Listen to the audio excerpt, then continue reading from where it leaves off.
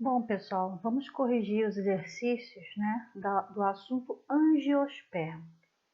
Então, aqui tem o primeiro exercício para a gente corrigir. Os frutos são exclusivamente das angiospermas e a dispersão das sementes dessas plantas é muito importante para garantir seu sucesso reprodutivo, pois permite a conquista de novos territórios. A dispersão é favorecida por certas características dos frutos, exemplo, cores fortes e vibrantes, gosto e odor agradáveis, polpa suculenta. E das sementes, presença de ganchos e outras estruturas fixadoras que se aderem às penas e nos pelos de animais, tamanho reduzido, leveza e presença de expansões semelhantes às asas. Nas matas brasileiras, os animais da fauna silvestre têm uma importante contribuição na dispersão de sementes e, portanto, na manutenção da diversidade da flora. Das características de frutos e sementes apresentadas, quais estão diretamente associadas a um mecanismo de atração de aves e mamíferos?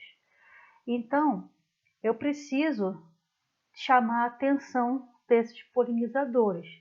E eu tenho que dar algo também em troca para esses polinizadores, que no caso das angiospermas é apresentar os frutos, né? Ter ali frutos de cor brilhantes, fortes, cheiro agradável, gosto, né? Ter ali a polpa suculenta. Então tudo isso vai facilitar o quê? A atração dos polinizadores. Então uma ave vai se sentir atraída pelo cheiro, pela cor, né? E em troca, a planta vai estar sendo polinizada, levando também suas sementes, espalhando as sementes por onde as aves levarem, e também as aves vão estar se alimentando. Então é uma troca muito boa, né? É uma eficiência muito grande nessa polinização.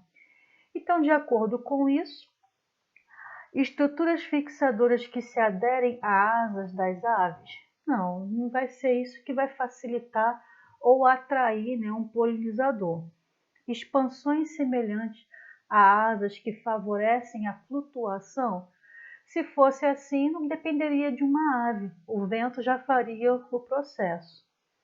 Frutos com polpa suculenta que fornecem energia aos dispersores? Sim, né? Então a polpa suculenta e servir de alimento para esses polinizadores, como as aves e mamíferos, é a resposta correta, a letra C, ok? Número 2. A agricultura tradicional ou orgânica vem se desenvolvendo muito nos últimos anos. Entre as culturas que mais vêm sendo pesquisadas, podem-se citar a soja, o café, o milho e o arroz. Com relação a essas espécies, é correto afirmar que, então, é levando em consideração aquela classificação, se a planta ela é monocotiledônea ou dicotiledônea ou eudicotiledônea. O que faz uma planta ser monocotiledônea, né, em relação à sua semente? Ela ter o quê? Apenas um cotilédone. O milho e o arroz têm apenas um, né? Então, o milho e o arroz, ele é o quê? Monocotiledônea. Só tem uma banda, né? Agora, o café e a soja, eles já conseguem ser o quê? Eudicotiledônea. Porque se você conseguir pegar um grão de café, por exemplo, ou de soja, você consegue partir ele ao meio e ter duas bandas, ou seja, ter dois cotilédones. Então, a soja e o café são eucotiledônea e o milho e o arroz monocotiledônea. Então, a resposta já vai ser aqui, ó, a letra A. Então, eu tenho duas eudicotiledôneas e duas monocotiledôneas. Questão 3. Alguns seres vivos apresentam nutrição mixotrófica, ou seja, realizam nutrição autotrófica, fabricam seu próprio alimento, e também eles são heterotróficos. Então, quando o indivíduo tem os dois tipos de alimentação, eles são chamados de mixotrófico, tá? Tal fato observa-se, por exemplo, na euglena e nas plantas carnívoras. Essas plantas, além de realizarem a fotossíntese, nutrem-se de pequenos animais, como insetos ou invertebrados microscópicos da água. A explicação se deve ao fato de, então, as plantas carnívoras são mixotróficas. Planta carnívora faz fotossíntese? Faz, então ela é autotrófica, certo? E planta carnívora também se alimenta, né, se nutre de pequenos insetos e invertebrados, né? Então ela também tem nutrição do tipo heterotrófica. Agora, por que ela faz isso? Por que ela tem essa necessidade de ter um suplemento alimentar, né, com pequenos animais, pequenos insetos e invertebrados? Porque geralmente o local onde essas plantas carnívoras vivem, o solo é pobre em nitrogênio, tá? Então, ela vai pegar o nitrogênio da onde? Do DNA, ou seja, dos ácidos nucleicos, dos insetos e dos invertebrados que elas capturam para se nutrir. Então, ela tem ali a folha, uma folha de tipo especial, ela abre e ali dentro dessa folha tem uma enzima digestiva. E vai ficar aberta assim, esperando algum inseto pousar. Quando esse inseto pousar ali, ela vai fazer o quê? Ela vai fechar essa folha e o inseto não vai conseguir escapar. Até porque também aquela enzima, né, digestiva que ela libera ali na folha, gruda o inseto e já começa a fazer a digestão, ou seja, dissolver o inseto. Dissolvendo, ela vai absorver, né, aquele caldo nutritivo que ficou ali da dissolução do inseto e através dessa dissolução do inseto, ela vai obter o nitrogênio necessário para suprir a falta, porque o solo é pobre em nitrogênio. Então, a número 3, a resposta vai ser letra C. Vivem em ambientes pobres em nitratos, sais minerais, que servem de fonte de nitrogênio para a fabricação de aminoácidos e substâncias orgânicas nitrogenadas em geral, tá? Então, o nitrato, né, que é um sal mineral, vai servir de fonte de nitrogênio para essas plantas, já que o solo ali é pobre em nitrogênio. E da onde que ela tira esse nitrogênio? Dos ácidos nucleicos, né, dos insetos que ela consegue capturar. Questão 4. As angiospermas são plantas com maior número de espécies e de indivíduos que ocupam o maior número de habitats. Assinale a alternativa que apresenta características exclusivas desse grupo de plantas. Então, características exclusivas. Então, as angiospermas são plantas avasculares? Não, elas são o quê? Vasculares, elas possuem, né, vaso condutor de seiva, que é o xilema e floema. Então, a letra A está errada. Letra B, plantas vasculares com presença de flor, fruto e semente.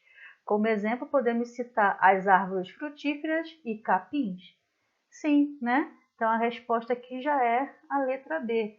Muitas pessoas pensam assim, ó, capim é uma angiosperma? Sim.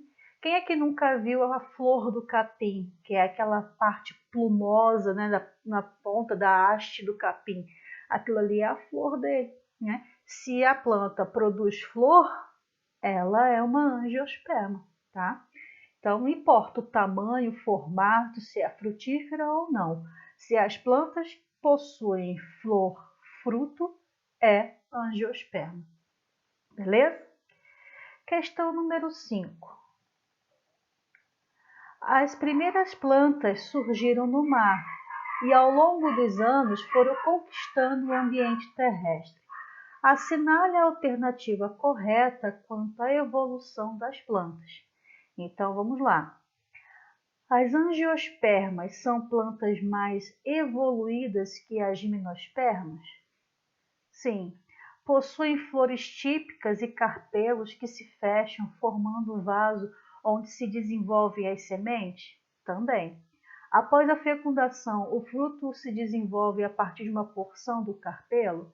Sim. Então, a questão número 5 já é a letra A. Inclusive, a gente já fez essa questão aqui quando eu expliquei a matéria, né? Foi um exercício que eu coloquei lá. Só está em ordem diferente das questões, né? Da resposta, mas é a mesma questão, tá? Então, o restante aqui eu até já vi com vocês lá na videoaula, tá? É só assistir lá novamente. A resposta da 5, letra A. Questão 6. Ao longo da evolução dos organismos, a meiose e a fecundação ocorreram em diferentes fases do ciclo de vida dos organismos. Quanto ao ciclo de vida de alguns grupos de plantas, é correto afirmar. Então vamos lá. Nas briófitas, o esporófito é dominante e o gametófito é dependente nutricionalmente do esporófito? Não, né? Na briófita, o gametófito é que é dominante, não o esporófito, tá? Então essa parte aqui, ó, tá errada. Esporófito é uma fase curta da vida da briófita. O que vai dominar ali é o gametófito. Letra B. Nas pteridófitas, o gametófito é dominante e o esporófito é dependente nutricionalmente do gametófito? Não, né? Na verdade, nas pteridófitas, o esporófito é que é dominante. Então, está invertido aqui, né? O que está escrito na briófita tem que vir aqui para a pteridófita e o contrário também. Tá? Então, está invertida essas duas aqui, tá? E o gametófito, ele é independente nutricionalmente do gametófito, no caso do esporófito, né? Está invertido aqui e aqui é independente, ok? Letra C. Em angiospermas, o gametófito é extremamente reduzido, dependente nutricionalmente do esporófito, e se desenvolve no interior da flor, no rudimento seminal chamado óvulo. Então, a questão número 6, a resposta é a letra C. Essa aqui está certinha, tá? Deixa eu até apagar esse aqui para não confundir. Só um instante. Ok? Então, a questão número 6 é a letra C. Tá? Então, aqui está invertido. E aqui está falando que o esporófito é dependente nutricionalmente do gametófito. Não, o gametófito é independente nutricionalmente do esporófito. Então, aqui está tudo errado, está tudo invertido. E essas aqui de baixo também estão erradas. A resposta correta da 6 é a letra C. Questão 7. O berimbau é um instrumento musical de origem africana, muito tocado no Brasil em rodas de capoeira. Em sua obra Viagem Pitoresca e Histórica ao Brasil, Jean-Baptiste Decret descreveu o berimbau como segue. Este instrumento musical se compõe da metade de uma cabaça presa a um arco curvo de bambu, com um fio de latão, sobre o qual se bate ligeiramente. Pode-se conhecer o instinto musical do tocador, que apoia a mão sobre a frente descoberta da cabaça, a fim de obter a vibração, um som grave e harmonioso. Então, o instrumento musical descrito no texto só pode ser fabricado devido, né, evolutivamente ao surgimento de qual grupo de vegetal? Então, ele está falando aqui, ó, da cabaça, que é o fruto, e está falando também, ó, que o arco é feito de bambu. Essas duas estruturas aqui, né, no caso aqui a cabaça, que é o fruto, e o bambu é uma angiosperma. Então, esse instrumento só pode ser fabricado por quê? Por causa do surgimento de qual vegetal? Da angiosperma, que é o qual ele faz parte, tá? Então, tendo fruto, é uma angiosperma. E a cabaça aqui é um fruto, né, dessa planta, ok? Questão 8 e última. Existem plantas que apresentam autofecundação, mas a maioria tem fecundação cruzada. Considere as afirmações abaixo. Então, é para a gente descobrir quais estão corretas, né? Então, vamos lá. Em termos evolutivos, a autofecundação é mais vantajosa do que a fecundação cruzada, pois garante a pureza das características? Olha, o indivíduo que faz autofecundação, ele vai sempre fazer o quê? Clone de si mesmo. Se ele tiver ali alguma doença genética, os seus clones vão ter também. Então, isso pode fazer com que, em alguma situação ambiental desfavorável, ele possa vir a morrer ou até entrar em extinção. Então, a autofecundação não é uma vantagem para qualquer indivíduo, seja planta ou seja animal, porque existem animais também que podem fazer a autofecundação. E já a fecundação cruzada? A fecundação cruzada é quando tem ali a troca de material genético, e isso proporciona o quê? A variabilidade genética. Então, isso daí, a chance de ter descendentes ali, né, com doença genética é menor, tá? Então, aqui está dizendo que a autofecundação é mais vantajosa que a fecundação cruzada? Não, não é, é o contrário. Então, a número 1 está errada. 2.